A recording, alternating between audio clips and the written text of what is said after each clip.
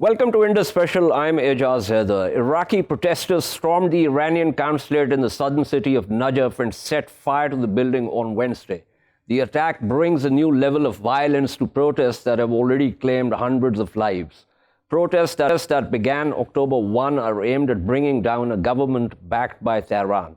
Demonstrations have spread through southern cities of Iraq. This is the most complex challenge facing the Shiite-dominated ruling class that has controlled state institutions and patronage networks since the 2003 US-led invasion.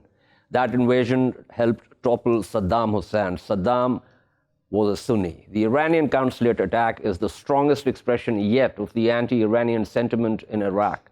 Among other issues, at the heart of these protests lies Iran and Tehran's influence. We witnessed the same phenomenon in Lebanon. Lebanon has faced 5 weeks of anti-government protests, fueled by anger at corruption among the sectarian politicians.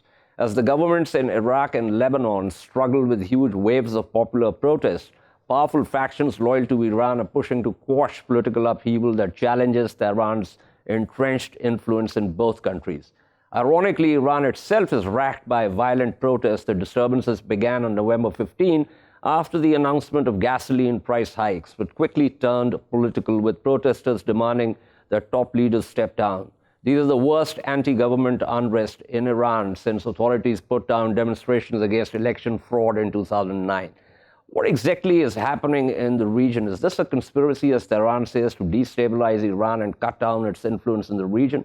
To discuss the situation, we are joined by Ghafuri, the journalist covering Iraqi protests for Ruda, which is a Kurdish media network. We also have with us Akeel Abbas, who's an assistant professor at the Department of English at the American University of Iraq. And we have Belkis, Wille, senior Iraq researcher in the Middle East and North Africa Division, investigates human rights abuses in Iraq for Human Rights Watch. She joins us from Beirut. Thank you to all three panelists. Let's begin with Mr. Ghafuri here, since he is on the ground. Mr. Ghafuri, what exactly is the situation, and is the violence going to only intensify further, or is there a possibility of some kind of dialogue between the protesters and the ruling class? Well, if we begin with the protests that started like a month ago, and all the wave have been very the demands are very easy for them, as they wanted for end of corruption, more employment opportunities, and more basic services. But what has happened is the security forces and the government have been responded with violence and live ammunition and tear gas canisters against the protesters. Now, the escalation happened yesterday in the southern part of Iraq, and that is especially in Najaf province, which is the protesters, angry protesters, attacked the Iranian consul building in the city, which resulted in clashes between the real police and the security forces and the protesters, which resulted in more than 100 protesters and security forces being wounded on the ground. Today, at the same, let's say, scenario, what has happened in southern Iraq, especially in Nasiriyah, it's we see that the protesters have been faced with live ammunition, and there have been videos circulating on social media that shows that the Iraqi Army Rapid Response Special Unit have been using live ammunition and shooting toward the protesters straight away. And that happens after the protesters set ablaze the headquarters of the Iraqi Army Rapid Response Unit in the city. And we all see this, updates and this violence, wave of violence in the southern parts of Iraq. We realize that the protests started in early October, demanding for change in reforms, not change. But now at the end, or let's say after 2 months or nearly 2 months, we see that the protesters having more insight into change, not only reforms. We see that they don't want the Iranian influence anymore in the country. They refuse to let their country, Iraq, to be let's say, a battlefield for Iran and the regional conflicts happening in the Middle East. We see now that the protesters keep on being peaceful, but lately we see that they block bridges, block streets or roads to prevent the governmental staff to go to the work, and even burn like the Iranian consulate and other governmental building, and that because of the reaction that the government had been really slow in responding to the protesters in terms of reforms. Thank you, Mr. Ghafuri. That's a background. We'll come back to some of these questions with reference to the change, but for now, let me go to Ms. Wille here because Human Rights Watch has its own concerns about the situation, and to just get some more about the day-to-day protests and the killings. Before we get back to some of the important questions that need to be addressed, Ms. Wille, what exactly is your reading of the situation with reference to the protests and the violence? As has already been mentioned, security forces across the cities that are seeing protests are resorting to use of live ammunition, use of tear gas, with lethal force. And the latest number that we have from the Independent High Commission for Human Rights from yesterday is that the protests thus far have killed at least 340 individuals. But I think a very important aspect of the government response to these protests is not just the use of force, but it's also the range of other excessive measures being taken to silence free speech. So we've seen the government recently in the last few days announce that they may shut down 9 different TV stations and media outlets for their coverage of the protests. 2 days ago, the government sent forces in to storm and take off the air one private local TV network. And we've seen a massive clampdown in access to the internet, with the government throttling the speed of the internet, so that in cities that are seeing the worst violence, protesters are unable to message each other, are unable to upload photos and videos. So the government is really trying to silence the view from the street. I see. That's a very interesting insight, especially with reference to the crackdown on the media.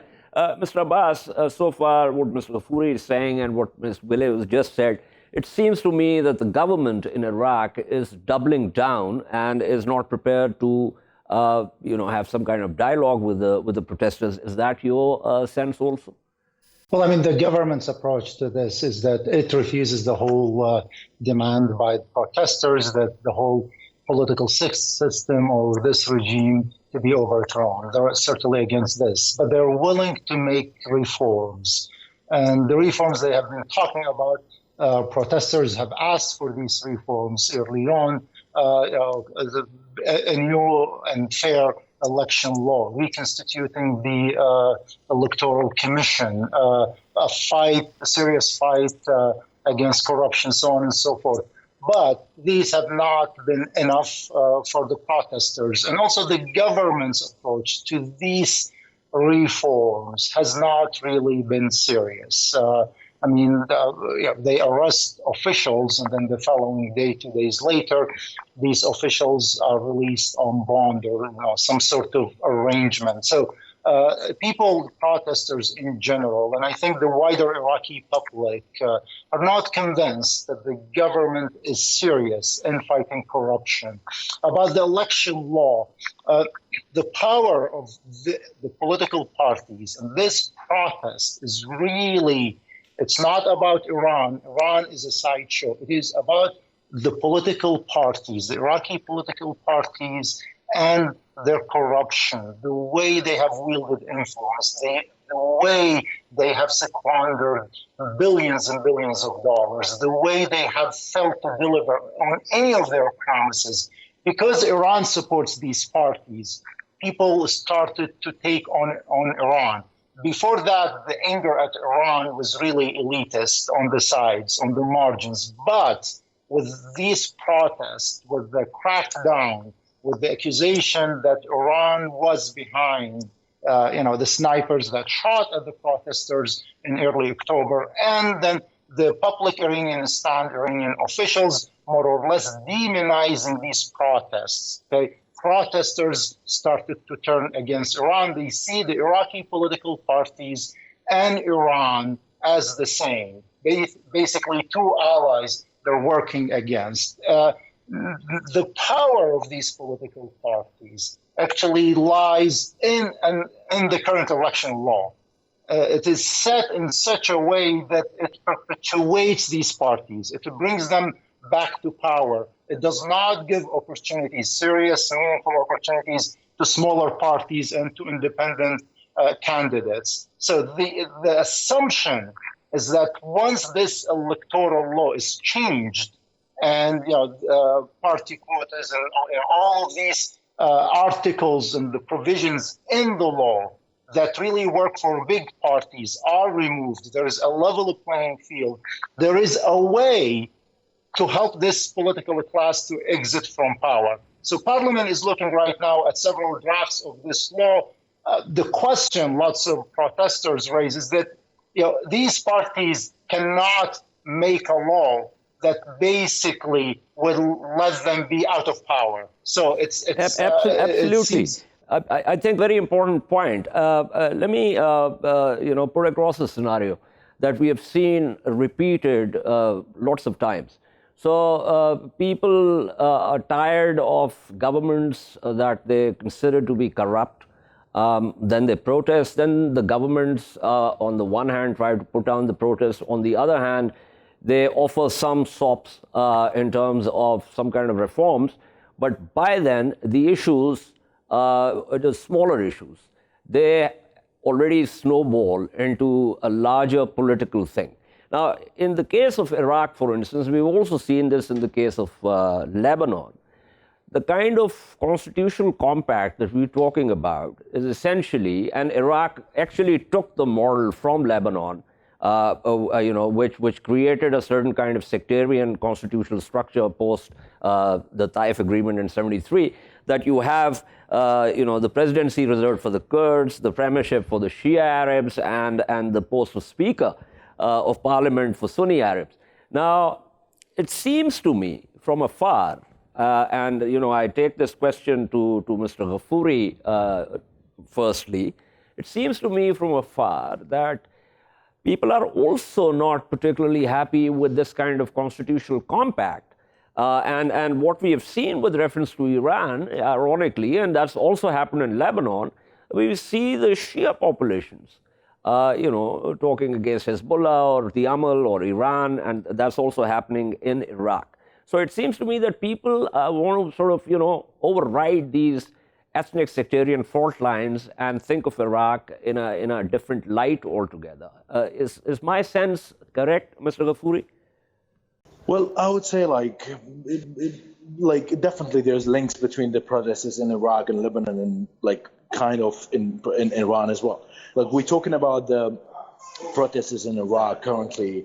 Most of them, they are from the Shia majority groups. And that's the message that it goes to the Iraqi politicians, and the same happens in Lebanon. It's all against the government, which is the same as Shia, let's say, and the militias. We're talking about more than 65 different units of militias in Iraq currently is operating and have power on many different places in Iraq.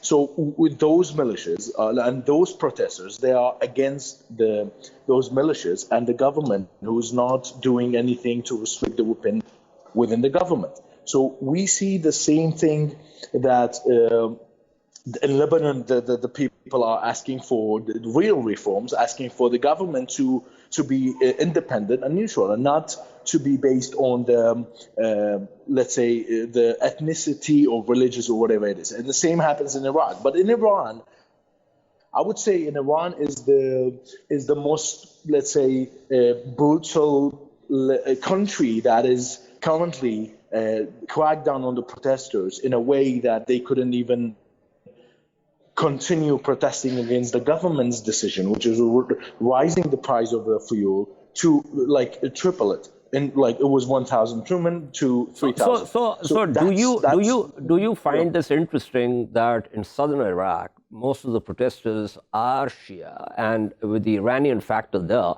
these are people who are actually sort of, saying that we Iraqis. I will also bring in, you've seen the story done by The Intercept and also the New York Times, where they got all these intelligence reports from the Iranian intelligence reports in terms of all the Iraqi politicians who are working for Iran. I think that's also out in the open, and I think that's something that the Iraqis obviously do not seem to like, despite in the southern parts, most of them being Shia. So if we be honest about the protesters in Iraq, I will define them as Iraqis, because I have been spending a lot of time with them, and they all the time they describe themselves as the Iraqis, and all they want is a country, an independent country that they can rely on, and not a corrupted country, and also a country that it can decide its own fate by its own hand. And I think this is really legitimate demand. But if we talk about the new, like, we see that like, it's not a strange thing to see the Iranian influence in Iraq, like the New York Times and the Intercept leaked documents. It comes with let's say, no surprise to many of the experts and activists and the journalists who are working in this sector and working in the Iraqi politics. We see that a lot of the Islamic political parties now engaging and in charge of the government since 2005 or 4 till now. It's all backed by Iran. Like, we talk, like, even the New York Times leaked documents and Intercept. It showed that like all the prime ministers during the past years were all backed by and Iran. It seems that the people are quite sick of that. Thank you so much. That was Lawk Ghafuri speaking with us. Let me hop over to Ms. Belkis Wille there. Ms. Wille, give me a sense, since you're based in Beirut and Lebanon is also racked by protests, give me a sense of, if you see any difference between how the government in Lebanon is dealing with the protests and how the Iraqi government is dealing with them. I mean, there are real market differences, and I think you see that even if you were only to look at the death toll and the number of injured. The response in Iraq is one of extreme violence, and we also see protesters resorting to a certain degree of violence in certain areas and at certain times in the protest. The level of violence in Lebanon is dramatically lower, and that's why you also don't have these large numbers of individuals killed and wounded. But then when it comes to also clamping down on space within the media to report on the protests, there's a huge distinction in Lebanon. Media outlets are covering the protests very fully, are allowing a real space for debate around all the issues that protesters are raising. And in Iraq, as I said, the government is not allowing for that space, is shutting outlets down simply for covering the protests and covering the levels of violence. And again, the crackdown on the internet and ability for people to have access to WhatsApp, to Signal, to all the social media applications that they use to organize meetups and to organize gatherings. The Iraqi government seems unwilling to allow people to have that space to use the internet in order to organize and to get information out about what's happening on the street. So really, I mean, a huge difference in terms of government response. Yeah, it seems like that from afar also. But what's your sense? Is the situation in Iraq going to get worse in the coming days and weeks? I think there's a real fear that it will indeed get worse. As the situation becomes protracted, as the government seems less and less willing to address the fundamental underlying root causes of the protests and the calls of the protesters. I worry that the government will also lose patience with allowing spaces for protests like Tahrir Square in Baghdad, and might really come in with an even heavier hand, targeting protesters both physically with use of force, but also allowing for things like arrests abductions. There are a wave of abductions ongoing in cities like Baghdad in the last weeks of people who are involved in the protests, with police doing very little to help families in locating their loved ones. And I worry that we're going to see this campaign of arrests and abductions continue and potentially escalate. Well, one final question before I let you go. I mean, we see that the protesters, I mean, they're, in terms of ethnic and sectarian fault lines, they're like trans-sectarian and ethnic as far as. So it seems to me that there is no real, fear of Iraq going back into some kind of civil war mode. But since there are always external actors and spoilers, do you think there is some kind of, fear that could possibly happen? I think generally people in Iraq have been very concerned since we saw a change in the U.S. government with Trump coming to office. That has triggered an increase in tensions and an escalation in tensions between the United States and Iran. Iraq is unfortunate that it is the country where that fault line meets. And on the streets of Baghdad, you directly see the impact of increased tensions between the United States and Iran. And I think, in the context of these protests, people are worried about other countries stepping in, escalating tensions, carrying out proxy battles against each other, using Iraq as a battleground. So I think the people of Iraq are worried and have reason to be that the situation might get a lot worse, including because of meddling from abroad. Absolutely. Thank you so much. That was Belkis Wille speaking with us. Mr. Abbas, give me your prognosis of the situation in the coming days and weeks. The government has really no popular support. So far, it even hasn't come out to defend itself. There is a timeline, and this has been sort of announced. The clerical establishment in Najaf is really the last protecting force of this government. It has been increasingly critical of this government week after week as the violence rises, but it has also put some landmarks for this government. You have to come up with real serious reforms soon enough to satisfy the demands of the protesters. If this does not materialize, then this clerical establishment will pull the plug off on this political class. And I think lots of people think this is the end game.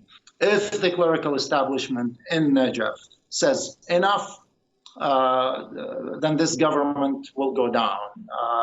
Otherwise, I think we are going to see a long, protracted confrontation between the protesters who are very persistent and a government that is really desperate.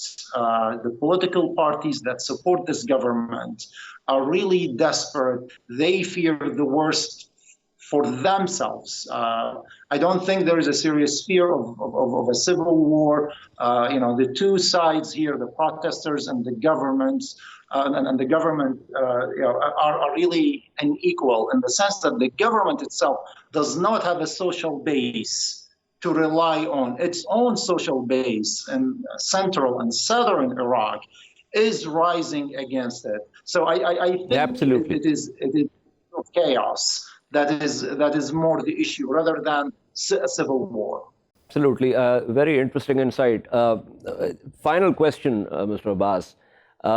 Is there also a sense that there is a deepening fault line between the clerical order in Iraq and that in Iran?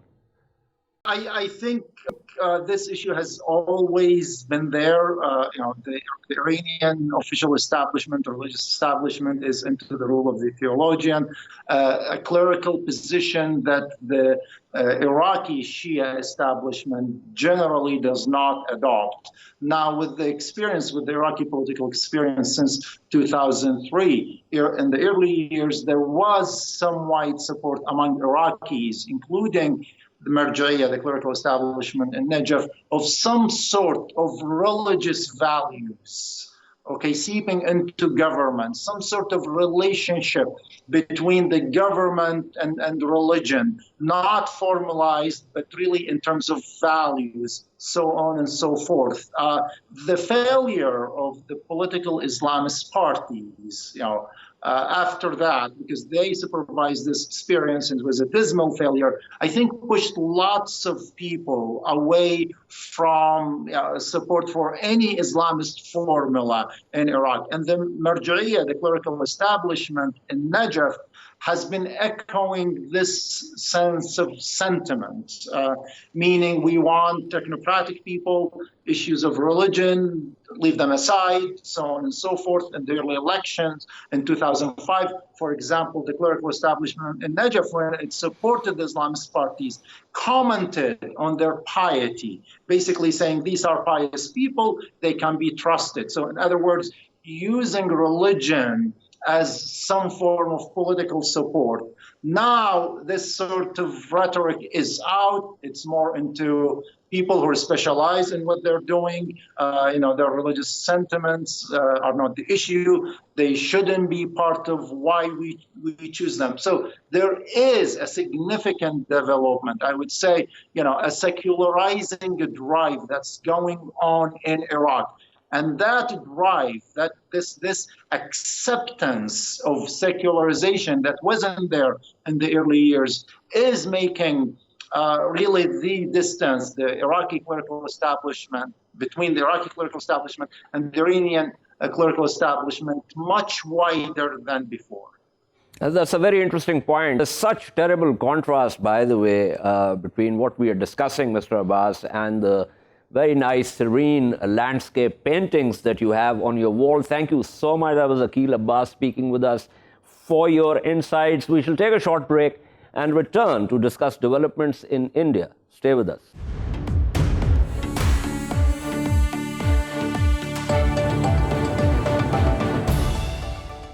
Welcome back to Indus Special. Amnesty has accused Indian authorities and courts of lack of oversight in the functioning of foreigners' tribunals courts, which it says have created havoc in the northeastern state of Assam. Nearly 2 million people were excluded from a citizenship list in August. Quoting from the report, for the last 15 years, foreigners' tribunals have wreaked havoc in Assam by arbitrarily denying people their citizenship. They have not been held accountable by the courts, the government of India, and the government of Assam. The excerpt is, as I said, from the Amnesty International India's report titled Designed to Exclude. Meanwhile, India's economic slowdown continues. A recent report says Prime Minister Narendra Modi must invest trillions of dollars on roads and other critical infrastructure if he is to pull India's economy out of its slump. Half of this will have to come from provincial, as in state governments, that are out of his control. Critical Infrastructure Advisor says India will need to spend 235 trillion rupees, that comes to about 3.3 trillion US dollars, on infrastructure over the coming decade to return economic growth rates to more than 7.5%. That means Indian states will have to more than triple their contributions from the current decade.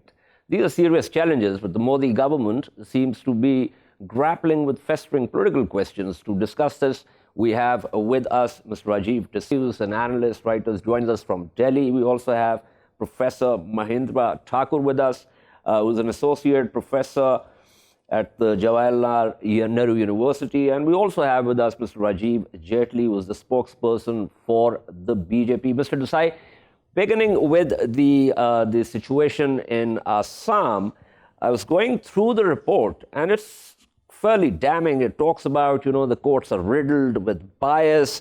It goes on to say, for instance, that it shows that if a tribunal member who's declared people were foreigners in fewer than 10% of the disposed cases, stood the risk of being axed and so on and so forth. Give me a sense of what exactly is happening. Well, look, the way it is in Assam and in the Northeast in general, there have been lots of issues about migration from what was once East Pakistan, then Bangladesh, and from other states of India as well. And there's been a sort of a historical standoff between the Bengali-speaking and the Assamese-speaking people. So, I mean, there is a problem having to do with migration. But what this government has done with the introduction or revival of the National Register of Citizens is a purely political move aimed at raising the levels of anxiety of so many citizens, so that they don't have time to concentrate on anything else, no questions to ask about why the economy is going downhill, no questions to ask why foreign relations are at a standstill or trending downwards. So this is, it seems to me that a very, very serious issue that needs a lot of thought to address has been made, as is actually the wont of this government, to make it into a political issue and make it into a calculation of costs and benefits in electoral terms. And I think that this government has messed it up completely. And in fact, some of the ministers have been heard saying that they're going to extend the scheme, the National Register of Citizens scheme, to all of India, which is just a sort of, what's the word for it? It's a dog whistle essentially aimed at minorities and keeping minorities in a churn. So I think there's nothing, it's a serious problem that needs to be addressed, has been tried, they've tried to address it, not this government, previous governments haven't succeeded. Now this government has used it as an opportunity for electoral gain. Okay, Mr. Desai, stay with me. Let me go over to Mr. Jaitly on this. Mr. Jaitly, the report, for instance, says the tribunals are riddled with bias and they have declared Indian citizens to be foreigners for minor spelling mistakes in their names, their inability to provide detailed documents or recall minute ancestral details dating back 50 years or more. This seems like an exercise which is fairly boggling. Mr. Desai says that your government is actually doing it for political reasons. What would you say to that charge, sir? I think every country has right to protect the right of their citizens, and that's what India is doing. No country in this world will allow illegal immigrants to come down on the financial ground to settle down in another country. Would any country like Pakistan allow people? When it comes to matter of Rohingyas, you remember that we Indian. There are lakhs of Rohingya Muslims are in India illegally. I mean, they are settled down in India. They have become threat to Indian security now. So what about according to the report and lots of other analyses also? What about the issue of the citizens themselves, the Indian citizens that have been sort of kept out of this register? I mean, the report says that people have been excluded on the basis of minor spelling mistakes. The fact that they don't recall minute ancestral details that date back to 50 years or so. So forget about the illegal settlers. What about the citizens themselves? No, we are giving legal aid to everyone, all Indian citizens. We have separate tribunals where they can go. If somebody has got financial problem, Indian government is supporting them. Again, and we're reviewing entire list. There were chances of error in that particular list, but yes, we are going to introduce this NRC across India now. Okay. So you're basically saying that this is not a political exercise, but this is something that you intend to do for reasons of national security. And as you said, that there are lots of Muslims that have settled illegally and they are a threat to national security.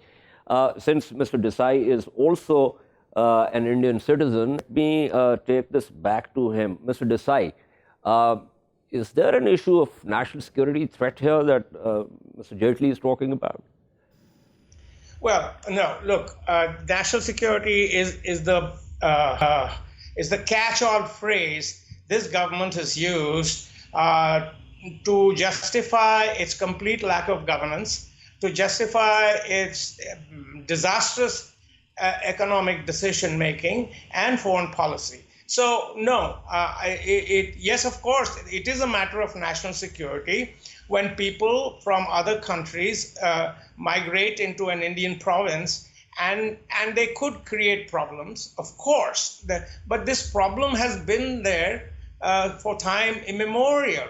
In fact, forget time immemorial. This problem was there in 2014 as well. And it was there also in, it was raked up now. So you have to ask the question, just before the national election. So you have to ask the question, why was it suddenly raked up? The government is doing all these kinds of things. They did it in Kashmir. They tried to do something in Maharashtra recently. So, they're politically driven, completely politically driven, and they only consider electoral advantage as the touchstone for anything that they do. All their policies have been complete failures. If you look at the economy, there has never Mr. Desai, since you've talked about economy and misgovernance more than once, we have the expert here, Professor Thakur, sir. What would you say to the fact that the BJP government is taking certain decisions in order to change the conversation from the real issues, the economic slowdown and misgovernance, etc., etc.? I think I would agree with Mr. Desai that what the government is doing is actually performing very badly in the front of economy, and therefore taking up issues like NRC, etc. I think the government's policies of currency change and about this GST and all that all have failed drastically, and that have further created a problem for the economy, which is already slowing down. So this is a big man-made disaster. NRC is also a big man-made disaster that we are facing today. And if they are going to implement it at the national level, it will be further problematic for us.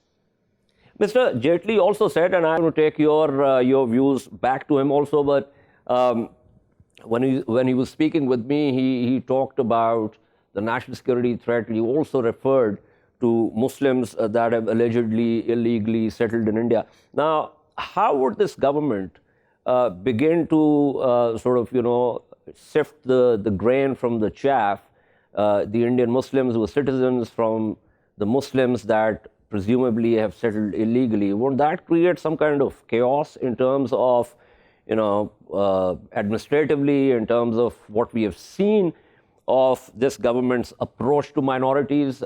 Wouldn't that be a chaotic exercise? I think it has already created chaos in Assam. You can see that even Hindus are excluded from the NRC there. And there are people who have been serving the government of India have been excluded from the NRC. So I think it will create a big crisis in the country, because it's not only the desire of the government to do something about it, it's also the administrative machinery that they have to perform this. I think this is not a minor thing. And at the moment, what the government is doing, I think it's a Bengal election that they have in mind. And in order to create the majority, they want to kind of alienate the minority, not that they are actually concerned about security. In fact, NRC has made us more insecure. Because if you have a large number of population in the country which is feeling insecurity, then the national security is not to be there. I think there will be a big problem in that. So this uncertainty of the minority is a big security crisis for the country. We have to have problematic issues to be solved through proper policies.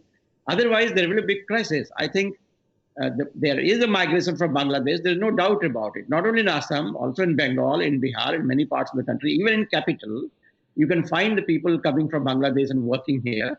But we have to have a proper migration policy. We need labor.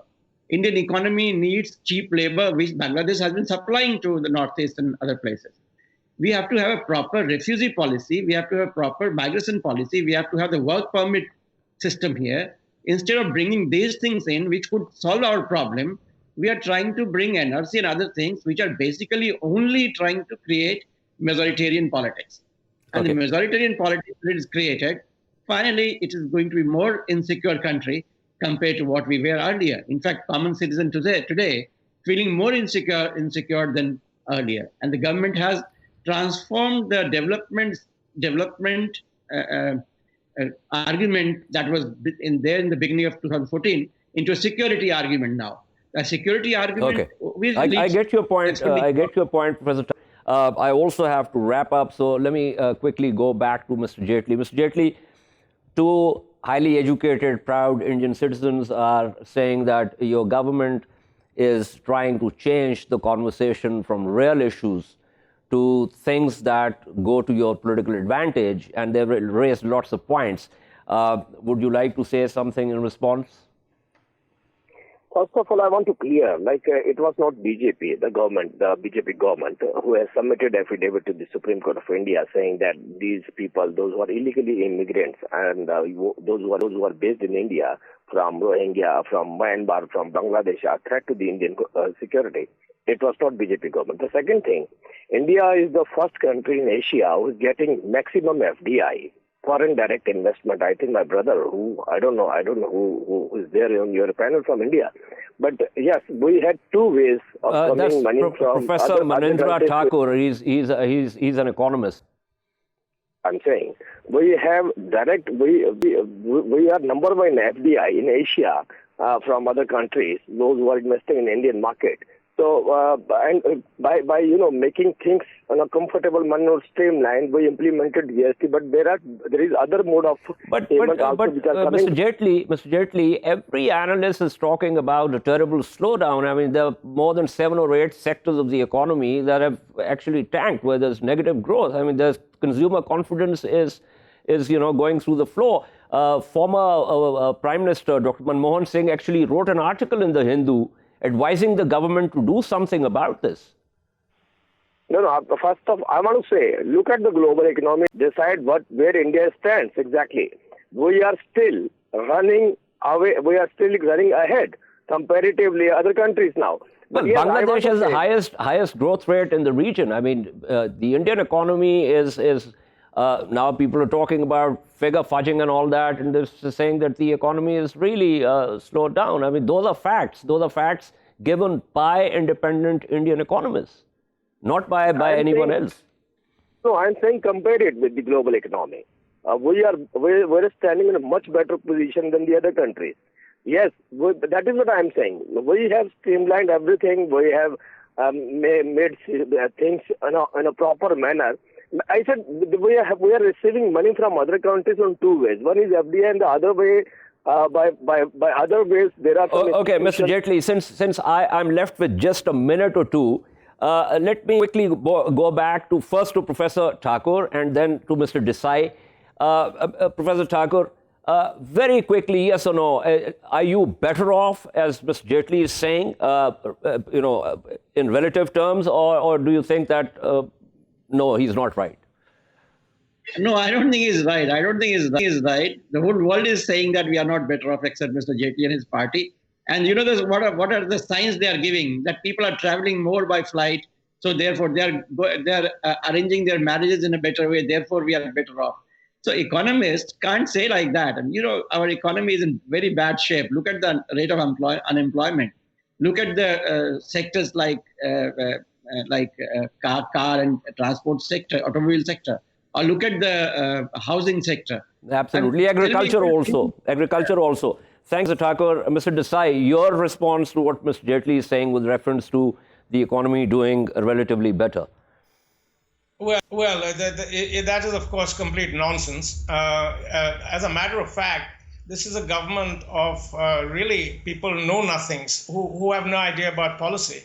So they're being led by the nose by the bureaucracy. And a lot of these things that are happening are all bureaucratically led things. When the political inputs are nil, other than power and electoral advantage, the bureaucrats lead the way. And you can see that the economy has tanked largely because of really poor bureaucratic decisions. For example, demonetization. For example, the ridiculous general GST. There are so many such examples. And every time you talk to them, they try and refer you to the global economy. Absolutely. That's not the point. The point is Mr. that Desai, there is no I get your employment. point. I'm afraid that I've run out of time entirely. Thank you, Mr. Rajiv Desai, Professor Manindra Thakur, and Mr. Rajiv Jaitly. They were talking about India's situation. And as one of the panelists said, the only people who think that India is doing well is, of course, Mr. Jaitly and his party. This is all for tonight from Indus Special. We shall see you tomorrow at the same time. Meanwhile, for latest updates, you can follow us on social media at indus.news. Good night and goodbye.